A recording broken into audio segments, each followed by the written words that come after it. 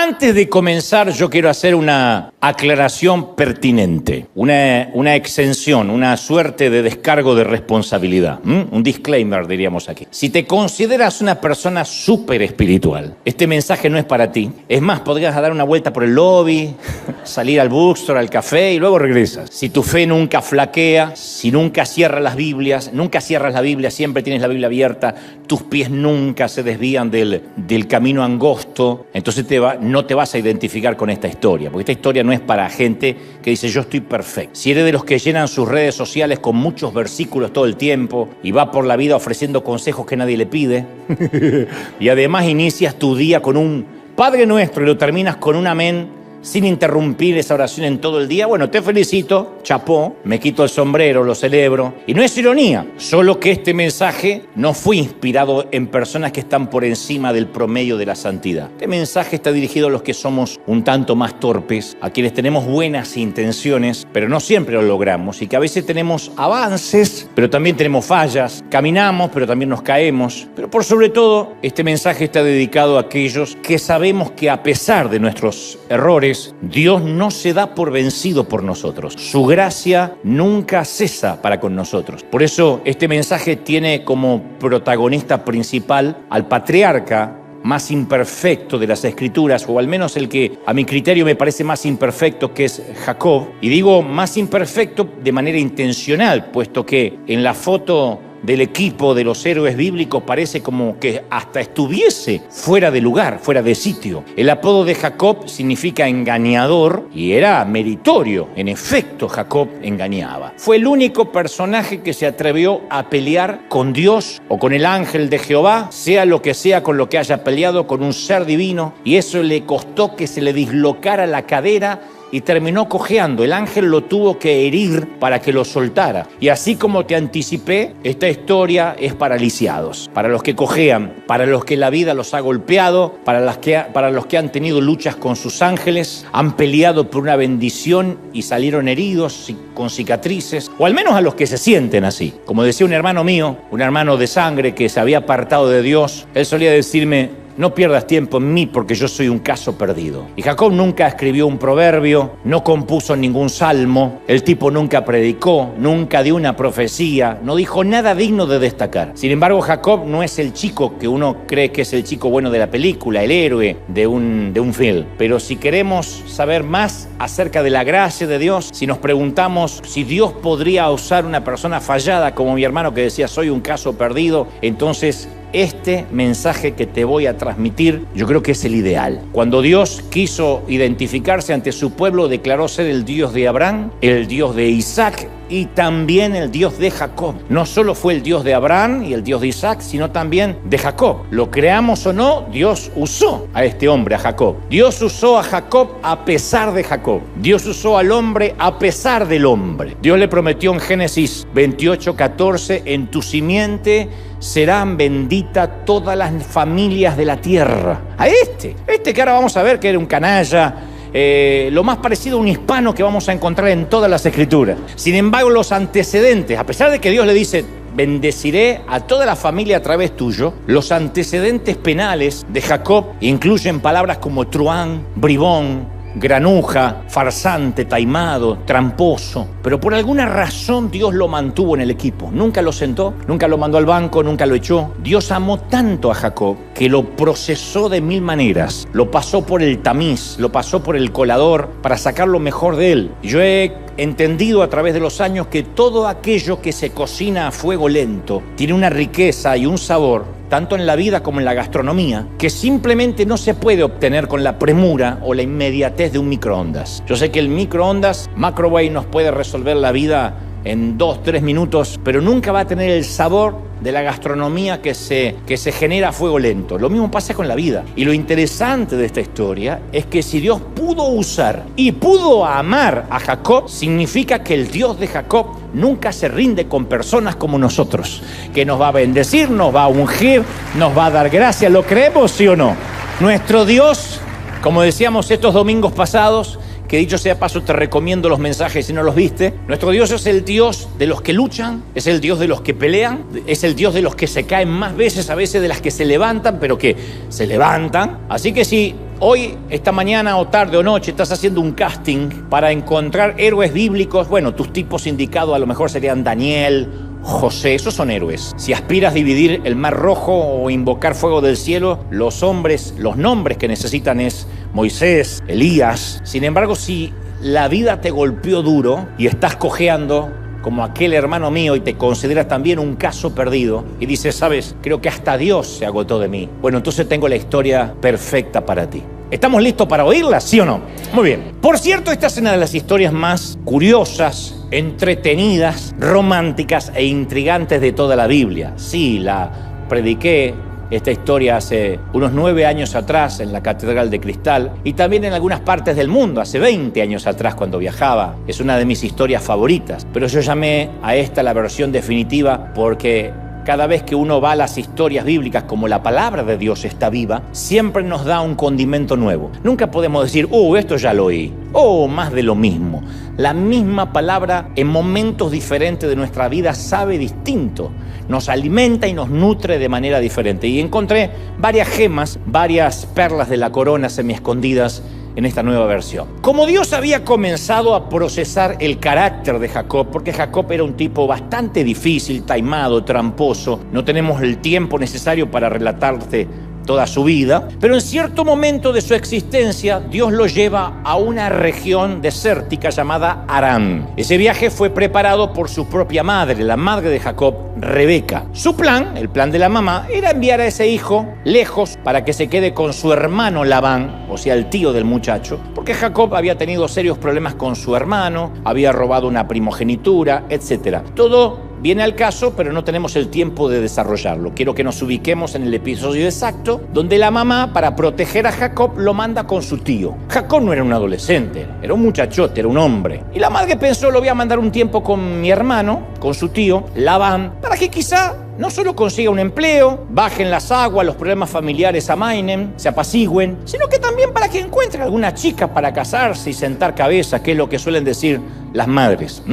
De manera que Jacob pensó que iba a Harán para encontrarse con su tío y casarse con alguna muchacha. Al menos esa era la premisa. Sin embargo, lo que Dios tenía en mente era procesarlo, tratar con él. La cosa es que Jacob viaja al oriente, a través del río Jordán, luego al norte hacia Damasco, porque puso el GPS, pasando por el río Éufrates hasta llegar a la actual Turquía. Lo primero que vio Jacob en Harán fue un pozo de agua tapado con una piedra pesada, que era lo que se estilaba para evitar la contaminación, el robo mismo del agua. Y de pronto narra las escrituras que 3 pastores se pararon cerca del pozo. Jacob, que buscaba a su tío, les pregunta a los 3 caballeros si conocen un tal Labán, porque ya había llegado a los campos de esa ciudad y quería saber dónde se encontraba la finca de Harán de su tío. Y lo que pasó a continuación, Génesis, capítulo 29, versículo 9, lo describe de la siguiente forma. Dice, todavía Jacob estaba hablando con estos 3 pastores, con estos 3 tipos, cuando llegó una muchacha llamada Raquel con las ovejas de su padre, pues ella era pastora. Raquel llegó con todo su rebaño. Cuando Jacob vio a Raquel, hija de Labán, el hermano de su madre, inmediatamente subió y quitó la piedra de la boca del pozo y le dio a beber al rebaño de Labán. Así es como la escritura lo describe. Ese fue un momento de película. Se nos puede pasar rápido si lo leemos al voleo. En ese momento la banda sonora de la película, cuando él la vio, fue ¡qué sorpresas da la vida! Encontrarte en plena calle fue una chispa en mi equilibrio, dinamita que estalló.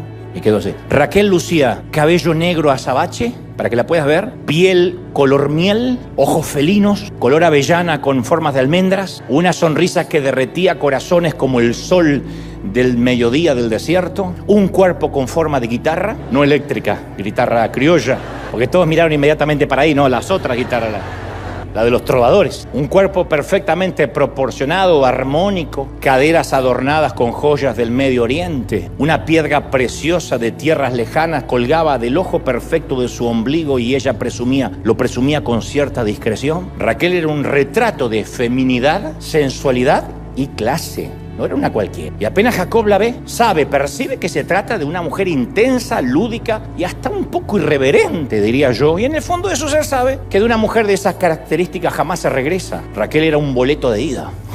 que no es lo mismo que mandar a la mujer de un boleto de ida para que no pueda volver.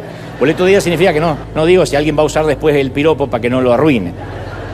No sé qué habrá pensado el hombre en ese instante cuando la vio, pero me imagino que lo habrá resumido como aquella mítica frase de Forrest Gump, el personaje que interpretó Tom Hanks, cuando dijo: puede que yo no sea muy listo, pero yo sé lo que es el amor. Cualquier hombre como Jacob sabe lo que es el amor, como en este caso. Y Jacob se enamoró perdidamente de aquella muchacha. Y como todo hombre enamorado a primera vista, al ver que las ovejas de la muchacha tenían que beber del pozo, el tipo, cuando la vio, se quitó la camisa, flexionó los pectorales y movió la inmensa piedra. Nadie se lo pidió. Los 3 pastores iban a moverse así. Deje, muchachos. Luego le dijo: listo, nena, ya puedes usar el pozo. Bueno, no tú, las ovejas.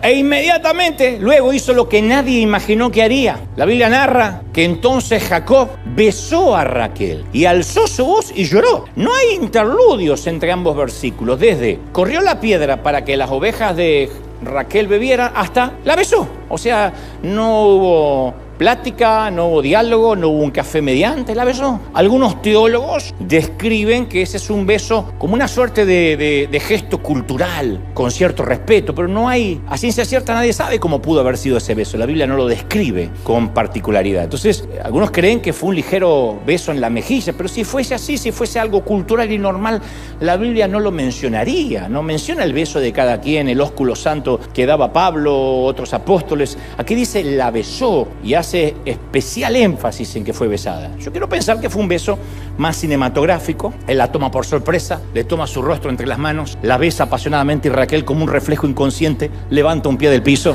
Tampoco sabemos si él alcanzó a decirle algún piropo o algún halago. Supongo que como Jacob tenía alma de bribón, porte de señor, ojos de gitano y piel de vividor, es probable que haya desplegado su verborrea, su locuacidad, diciéndole algo como: si sumaras todas las estrellas del cielo, todos los granitos de arena del desierto y todas las gotas de los océanos, recién comenzarías a tener una mínima idea de cuánto te amo, nena.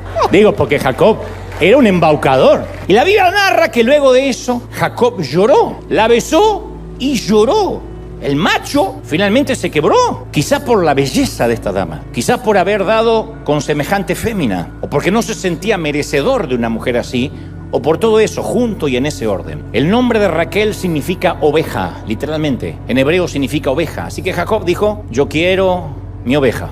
Raquel corrió y fue a buscar a su padre, Labán. No sabemos si se le contó del beso, de este encuentro fugaz con el muchacho, pero ahora sí va Jacob y Raquel a ver a Labán. Jacob a su tío, su anfitrión, y Raquel a su papá. Y ahora sí, llegó el turno de conocer al verdadero villano de la película. Que si bien Jacob tiene antecedentes de trampa, de engañador, de haber robado una bendición que no era la de él, una primogenitura, este es aún peor, este personaje. Labán era un tipo embaucador, experto en fraudes, en timos. Era de los que envían emails diciéndote que fuiste elegido para heredar una suma millonaria a cambio de que transfieras una pequeña suma de dinero por adelantado.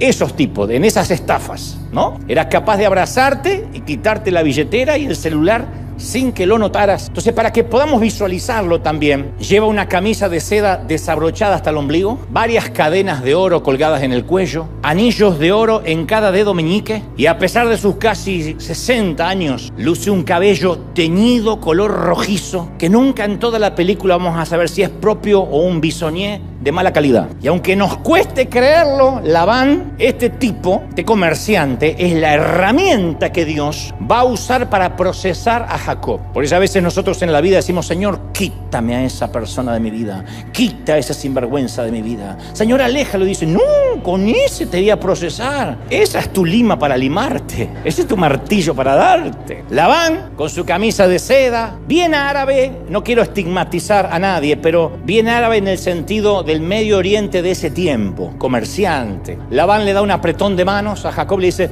bienvenido a la tienda, Habibi. Habibi, mi sobrino predilecto. Primera vez que lo veía. ¿Cómo está mi hermana Rebeca? Ah, mi casa es su casa. Jacob le dice: mira, no vas a creer esto, pero acabo de ver a tu hija. Sé que la conozco hace 5 minutos, pero yo quiero casarme con esa bella mujer. Entonces me imagino que la conversación sigue más o menos así. Se queda absorto, mudo Labán, y Jacob insiste: dime qué tengo que hacer. No pretendo que sea gratis, tú eres un hombre de negocios. ¿Qué tengo que pagar a cambio de la mano de tu hija? Labán se pone una mano en el corazón y dice: ay, Habibi, mi Raquel no está a la venta. Yo vendo cualquier cosa, vendo camello, vendo caballo, vendo vaca, pero no vendo hija. A menos, no es barata.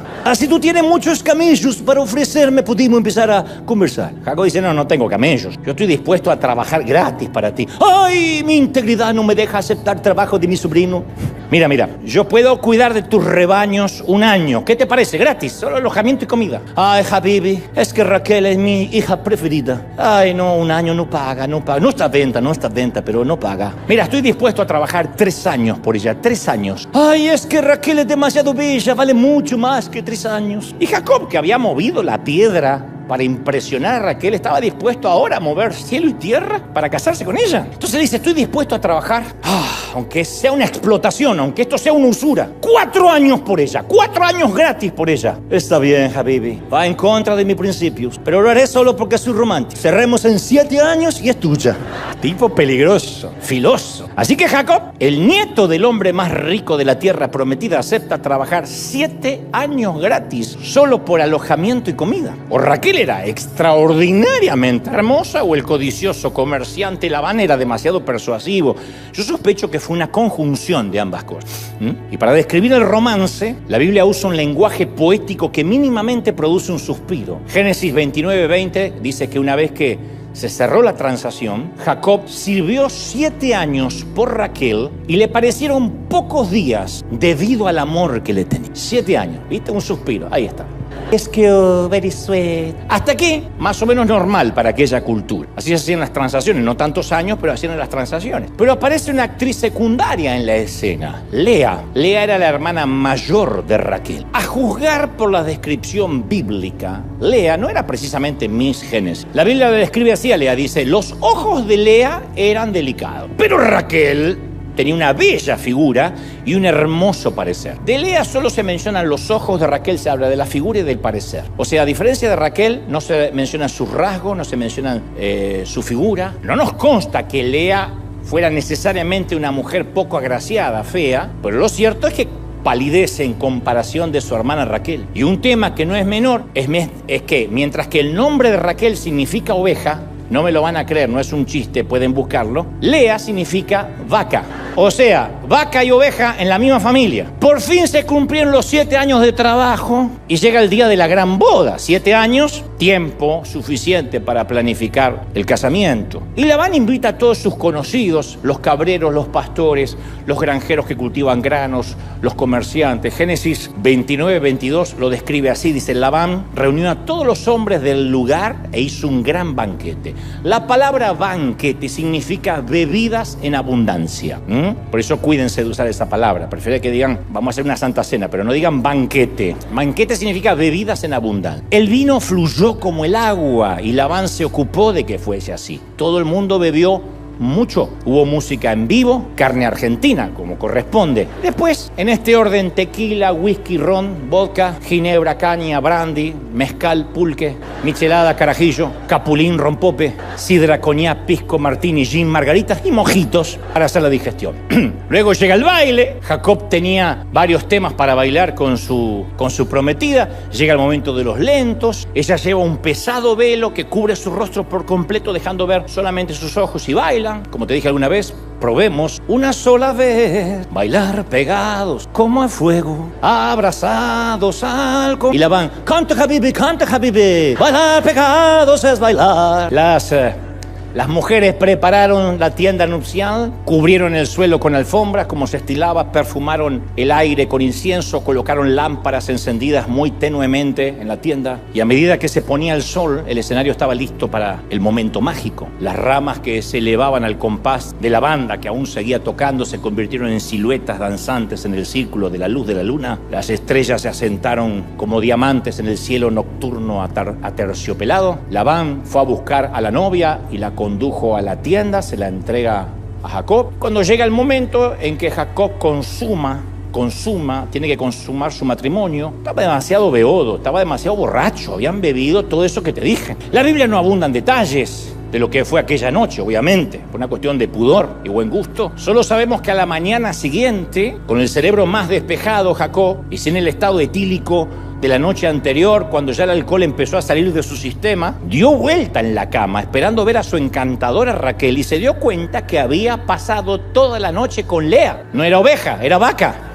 Su taimado suegro y tío había intercambiado a sus hijas. Ese era el plan. O sea, no solo Jacob se había acostado, sino que había bailado con la más fea toda la noche. Jacob recobra la sobriedad de golpe. Se pone los pantalones tambaleando, ofuscado, iracundo, hecho una furia. Va a confrontar a su suegro. Le dice: ¡Ey, me engañaste! Trabajé 7 malditos años por Raquel. No por ella. Labán, como todo comerciante, sin perder la cordura, dice: tranquilo, Jadebe. La costumbre de nuestro país es casar primero a la mayor y luego a la menor. Como dijo alguien, solo te di mal la nota, querías la menor y te di la mayor. El que no entendió el chiste, no importa, no viene al caso. Pero era meterlo acá o no entra en ningún otro sitio. ¡Pero me engañaste! ¡Ay! Somos familia, no me va a pegar, somos familia. Cumple ahora con la semana nupcial de Lea y por 7 años más de trabajo yo te doy la otra. ¡Es buen negocio! Cualquiera de nosotros nos hubiésemos mandado a mudar. Pero Jacob no. Terminó la boda de 7 días con Lea. La boda duraba 7 días. Y se casó con su amada Raquel. Dijo: ok, me la das ahora. Trabajo 7 años más, pero la quiero ya. Ese fue el trato, ese fue el negocio. Yo creo que además Jacob se aseguró en esa segunda boda de que no viniera con velo, porque es capaz de mandarme al hijo ahora.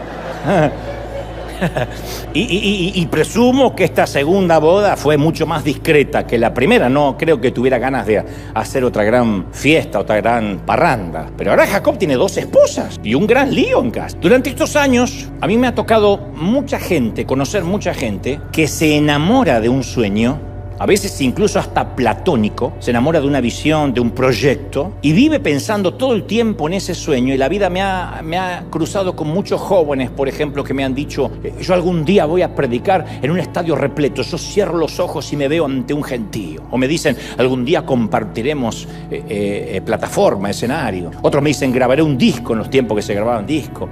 Dios me mostró que voy a estar al frente de una gran iglesia, o voy a viajar por las naciones, o Dios me dijo que seré un gran empresario, millonario.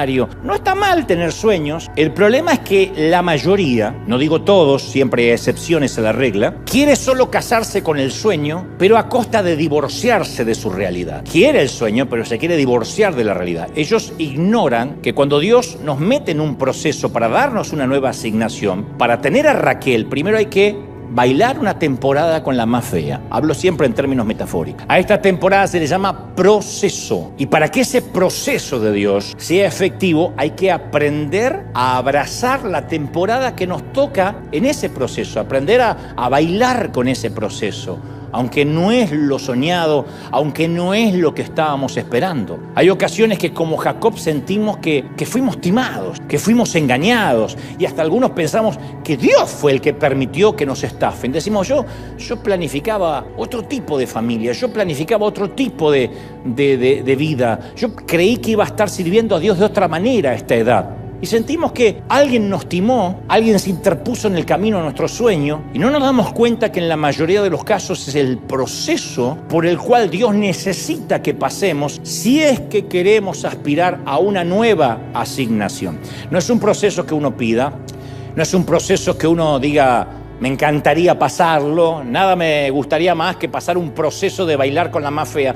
Pero nos toca, hay ocasiones que nos toca. Dios nunca va a permitirnos casarnos con nuestro sueño, con nuestra visión, si es que menospreciamos nuestra realidad actual. El Señor dijo en Lucas 16:10, aquel famoso pasaje: el que es fiel en lo poco, también será fiel en lo mucho. Y no es un tema menor. El que no es fiel en lo poco, dijo el Señor, tampoco lo será en lo mucho. O sea, lo dijo en los 2 sentidos. Y después agrega: de modo que si no sois fieles con las riquezas de este mundo, ¿quién les va a confiar las verdaderas riquezas? El Señor está diciendo: si no eres un buen administrador con lo que puedes ver, con lo que te toca ahora, con lo poco que tienes, ¿quién te va ¿Quién te hizo creer que te voy a permitir que seas millonario? Son como los que dicen, cuando seas prosperado voy a sembrar, voy a diezmar. Si no eres generoso ahora, con lo poco, ¿qué te hace creer que cuando tengas $1.000.000 sí vas a ser generoso? Y el Señor lo dice, si no sois fieles con lo ajeno, ¿quién les va a dar lo que te pertenece? ¿Quién les va a dar lo que os pertenece? Si no eres fiel con la temporada que te toca vivir ahora, es como aquel empleado que hace las cosas mal, llega siempre tarde, pero sueña con ser jefe algún día. No va a ser jefe nunca, porque si no aprende a bailar con Lea, nunca se va a casar con Raquel. Hace un tiempo le dije a un líder que se estaba yendo, le dije, ¿qué te hace pensar de verdad que vas a ser el pastor de una gran iglesia si mientras fuiste oveja nunca pudiste obedecer ni sujetarte a una autoridad? Si mientras que estuviste siendo oveja te peleaste con todos, ¿qué te va a hacer pensar que Dios te va a dar un pastorado si no fuiste fiel en lo que Dios te asignó? ¿Por qué razón Dios te pondría de cabeza cuando nunca tuviste ni el carácter de ser cola? Si fuera uno de esos pastores modernos diría, dile al que está a tu lado, aprende a hacer cola, pero suena feo. Si nunca tuviste el carácter para hacer cola, Dios nunca te va a poner de cabeza, eso es así. Para que Dios nos ponga por encima, uno tiene que aprender la fidelidad de estar debajo. ¿Cuál es nuestra reacción cuando sabemos que nos merecemos a Raquel? De hecho, trabajamos por ella. Raquel tipifica el sueño, el ministerio, el trabajo, el crédito, la casa, lo que sea. ¿Cuál es nuestra reacción cuando trabajamos por Raquel, pero durante esta temporada nos toca bailar con Lea? Ahí es cuando surge nuestra esencia, cuando nos toca bailar con Lea. Ahí se ve la gente, ahí se ve de qué estamos hechos. Pero con Raquel somos todos ungidos. Cuando logramos el sueño, hacemos la plancha, como dicen los que hacen windsurf. Pero cuando nos toca bailar con la más fea, cuando nos toca trabajar en lo que no queremos, agachar la cabeza y obedecer cuando no tenemos ganas de obedecer, ahí sale nuestra esencia. ¿Cuál es nuestra reacción cuando aspiramos el primer asiento y no solo nos envían atrás, sino que además nos dejan de pie? Y uno viene, hoy me van a recibir y me van a aplaudir, y a mí me ha pasado decenas de veces y me dicen, no, atrás. ¿Cuál es nuestra reacción cuando pensamos que nos iban a honrar y no solo no nos honran, sino que nos ignoran? ¿Ese proceso es permitido por Dios? Hay gente que solo sabe dar si es que primero recibe algo. Eso no es ser dadivoso, eso es dar por conveniencia. Eso es querer negociar con Dios. Si Dios me da, yo voy a dar. Pero la palabra dice que estas señales seguirán a los que creen. Nunca los que creen siguen las señales. Entonces hay gente que dice, si yo tengo, voy a dar. No, eres dadivoso si das cuando tienes poco, cuando compartes el arroz, no el auto de alta gama. Hay gente que solo sirve para que lo sirvan. Eso no es ser servicial, eso es ser egoísta. Hay gente que trata bien a la gente que necesita, al jefe, a la persona importante, pero va y basurea o maltrata al camarero. Eso no es ser buena persona, eso es ser un ser interesado. Trato bien al que me conviene y al que no conozco y no me suma nada, lo maltrato. Entonces la pregunta es, ¿quiénes somos cuando no recibimos nada a cambio por lo que damos? Ahí es cuando se ve un servidor. Porque hay iglesias que para que el voluntario sirva, el pastor lo tiene que llamar, acariciar, le tiene que dar la mano, tiene que pasar al privado, tomarse un cafecito con el pastor, si no se va y se ofende de muerte. En esta iglesia no hay amor. Pero después está el otro, el que dice, yo sirvo al Señor, lo vean o no lo vean, me salude el pastor o no me salude el pastor, me ignoren o no me ignoren. Eso es servicio, eso es bailar con la más fea. Eso no es esperar recompensa y decir, Dios es el que me está viendo, aunque la gente no me vea, ¿no? Hay una frase muy famosa, muy viral por ahí que dice, se conoce a la pareja en el divorcio, a los hermanos se los conoce cuando hay una herencia, a los hijos se los conoce en la vejez, a los amigos en las dificultades y a los socios se los conoce en las crisis. Y yo agregaría, y a un miembro se lo conoce cuando se va de la iglesia. A mí me ha sorprendido cómo hay gente que se ha ido, me ha pasado a mí, a decenas de pastores, que cuando se van necesariamente tienen que hablar mal y ensuciar y difamar. Yo digo, mira, nunca, era una ovejita, pero cuando salió le agarró un demonio. Y no es que le agarró un demonio, salió la esencia, era lo que era. Porque el que tiene cosas buenas para dar, las va a dar siempre, independientemente de que a cambio no te den nada. El que da. ¿Nunca te ocurrió? Otra vez voy a criticar a mi pobre mamá, pero mamá tenía una costumbre cuando nos invitaban a comer. Le decía, Nelly, vengan con la familia el domingo a comer a casa una tía. Y mamá siempre preguntaba por cortesía, ¿hay que llevar algo? La respuesta por cortesía, ay, no, Nelly, no traigas nada, no te molestes, no hace falta. ¿Qué decía mi mamá? Ay, menos mal. No hay que llevar nada. Viste que le pregunté y dijo que nada. Mi mamá no era una persona dadivosa, por lo que veo. Lo que quería era quedar como dadivosa sin tener que llevar nada. Porque el que es dadivoso, aunque le digan no traigas nada, va a llevar algo. Aunque sea una botella de vino, algo. No puedes quedar con las manos vacías. Pero no, ¿por qué? Yo soy así. El que da. Es como cuando estás lavando los platos y estás lavando todo lo que se ensuciaron y tienes una cuñada o una mujer que está ahí y dice, ¿te ayudo en algo? ¿Cuál es tu respuesta por cortesía? No, deja, yo veo cómo me arreglo, no sé cuándo voy a terminar porque llega hasta el techo esto, pero no importa. Ah, bueno. ¿Puede decir es servicial porque se ofreció? No, quiere quedar como servicial, pero no sirve. Entonces la persona que es servicial es la que sirve cuando se trata de bailar con Lea. La persona que da es la que da cuando hay que bailar con Lea. La esencia de cada quien sale a la luz cuando le toca bailar con la más fea, no con la más linda. Ahí sale la esencia. Yo conocí a mujeres que me han dicho, yo pensé que conocía a mi esposo hasta el momento del divorcio. Me di cuenta que era capaz de desearme la muerte. A padres que me han dicho, pensábamos que habíamos hecho un buen trabajo de educación con nuestros hijos hasta que me transformé en un estorbo viejo, en un viejo estorbo, y me abandonaron en un geriátrico, arrasaron con mis cosas y ni siquiera me vienen a visitar. Por eso yo no estoy de acuerdo con ese dicho que dice el dinero cambia a la gente. Cuidado, No, eso no funciona así. El dinero no cambia a nadie. No tiene ese poder. El dinero solo sirve para exponer qué clase de persona era, aun cuando no tenía dinero. El dinero te expone nada más. Cuando eras pobre nadie le importaba cómo eras.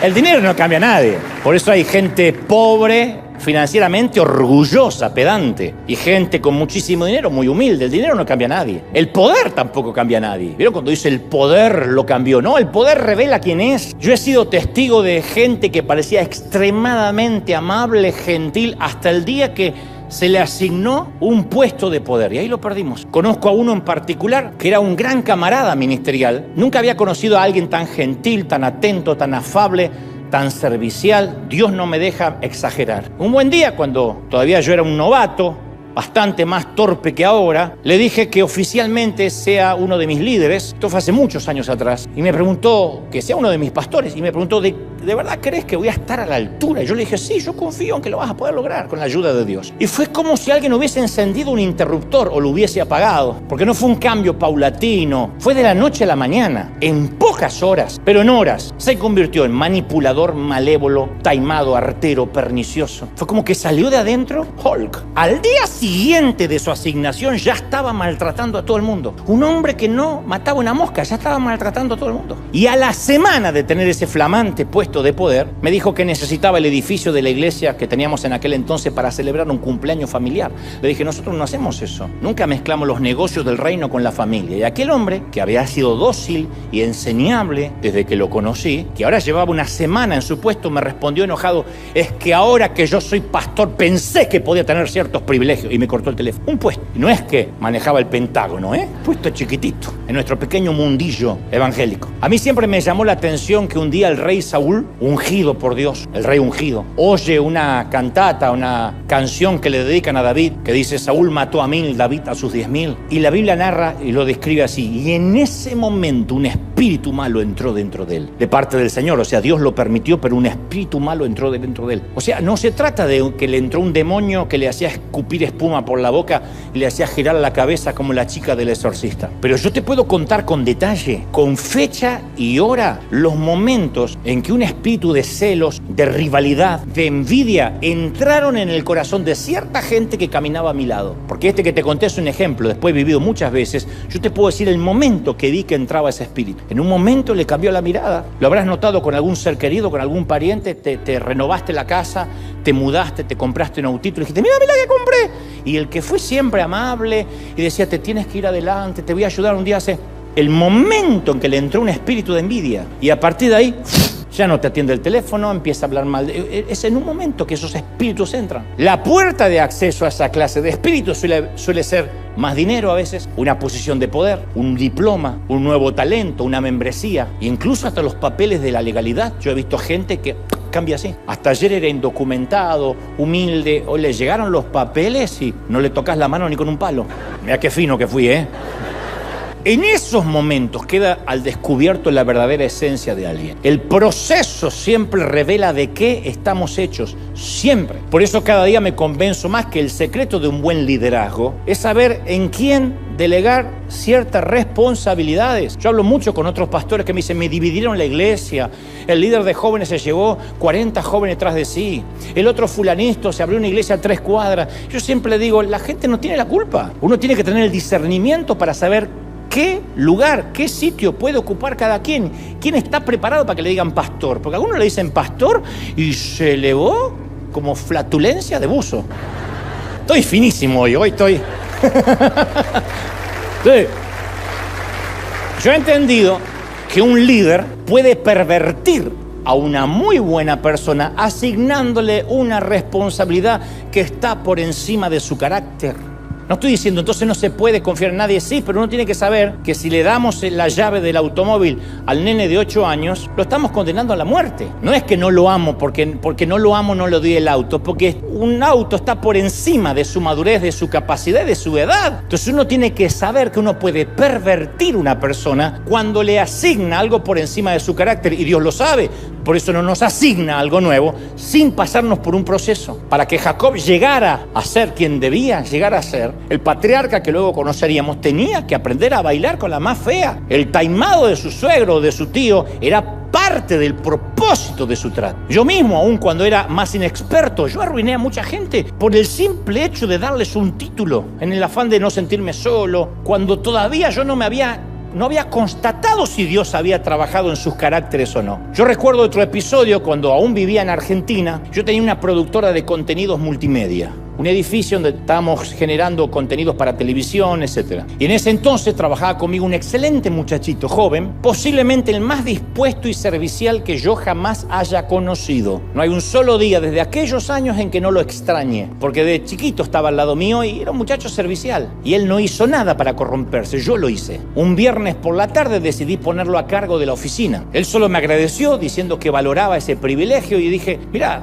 le dije un viernes 5 de la tarde, quiero que te hagas cargo de la oficina, que seas una suerte de CEO interno, a pesar de que tienes corta edad. Eso fue un viernes. Pasa el fin de semana. El lunes por la mañana, yo decido entrar un poco más tarde para darle la oportunidad a que él estuviera con los empleados, confiando además de que ahora tenía a alguien encargado de hacer que funcionara, que gestionara la oficina. Así que llego promediando el mediodía, me voy acercando a nuestro edificio y veo en la vereda 3 muchachos de mi equipo. En la vereda. 3 empleados, entre diseñadores gráficos, editores de televisión. Entonces, alarmado, les pregunto, ¿qué hacen en la calle? Y los 3, muy enojados, me contaron que el nuevo gerente los había despedido esa mañana. En 10 años yo no había despedido a nadie. Ustedes dirán, ¿aprendió de vos? No, yo nunca despedí a nadie, en 10 años me hizo falta. Este muchachito en 2 horas ya había echado a 3. Subí el elevador como una tromba, aturdido. Le dije, ¿qué crees que estás haciendo? Y el tipo estaba reclinado en su sillón con los pies sobre el escritorio y me dice, lo siento, pero yo no tolero que me falten el respeto, así que decidí poner un poco de orden.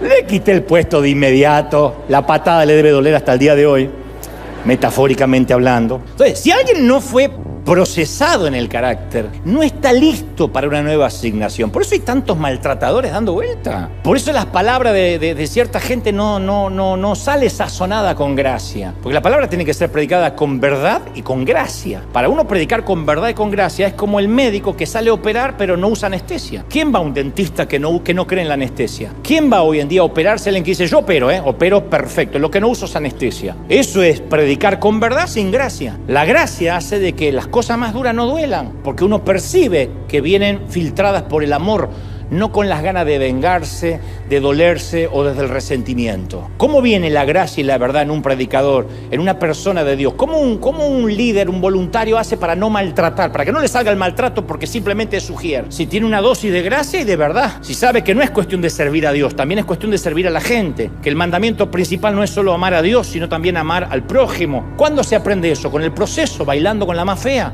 estando en sujeción, aguantándose gente que a veces no queremos aguantar, pero sujetando el carácter. Jacob se sintió un tonto trabajando gratis para un hombre que comerciaba con sus hijas como si fuera un ganadero. Y fue procesado durante 14 años. Soportó el mal tiempo, capeó los temporales. No solo sobrevivió a su temporada con Labán, la aprovechó, la capitalizó. Yo a veces digo, fulanito estuvo al lado mío tantos años, no aprendió nada. ¿Cómo puede ser que alguien esté? A mí me ha tocado estar al lado de hombres de Dios, mirarlos en su caminar, en su manera, cómo se comportan al viajar, porque mirar a un hombre de Dios o una mujer de Dios en un stage lo hacemos todos. Pero yo me ha tocado compartir almuerzos, ver cómo desayunan, cómo se comporta, cuál es el trato con sus familias. Y algo se te pega, algo, como dijo un predicador, uno es una manguera donde pasa el agua. Si el agua fuese la unción o la mentoría. Y al final uno queda mojado. Pero sin embargo hay gente que pasa por nuestras vidas y sale seca. Y yo me pregunto, digo, ¿cómo no aprendió?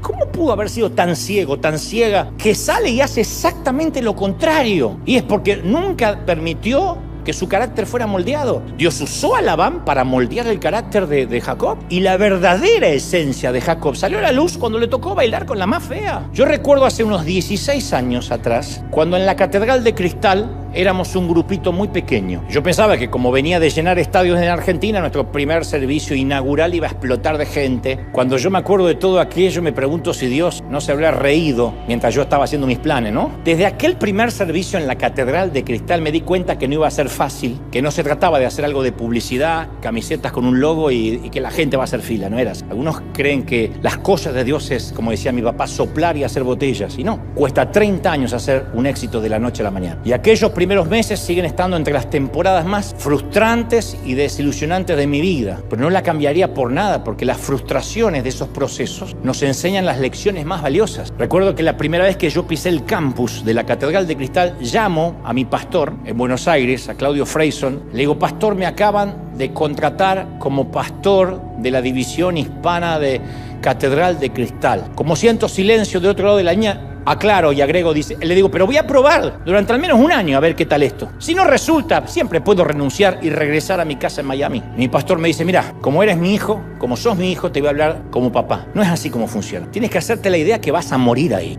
Tienes que hacerte la idea que vas a dar la vida por esa gente. No sé lo que pueda pasar, pero tienes que, en tu mente, por tu salud mental, asimilar de que vas a pasar al menos una década en ese sitio. Vaya como te vaya y salga como te salga, porque si la gente percibe que eres un asalariado y un contratado que vienes a probar cómo es el pastorado, lo va a oler, y no vas a tener nunca hijos, vas a tener huérfanos que vienen a ver a alguien famoso, pero nunca vas a tener una conexión, nunca la gente va a sentir que tienen un papá, porque para que un pastor se transforme en papá, no tiene necesariamente que compartir muchos asados juntos, tiene que haber una conexión de compromiso.